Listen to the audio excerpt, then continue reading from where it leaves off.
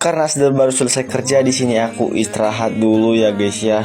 Nah di sini itu aku tuh duluan kan minum air dulu karena kelelahan babat rumput yang begitu tebal di jalan Nasdar kalau ke sekolah. Nah kalian tengok sendirilah adik-adikku ini ya, walaupun belum kerja ya sosok capek aja ya, kan tengoklah sendiri.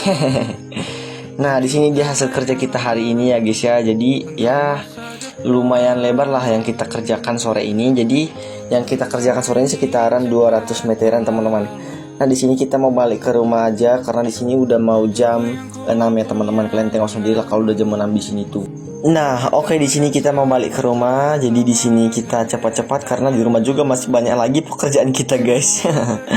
Nah, di sini singkat cerita aku udah hampir nyampe rumah. Nah, taras udah sampai. Nah, tanpa berlama-lama kita langsung saja masuk ke rumah karena kita itu mau cepat-cepat agar nggak gelap guys, karena kita mau menyelesaikan pekerjaan rumah kita itu masak, nyuci piring dan nyuci baju kita guys.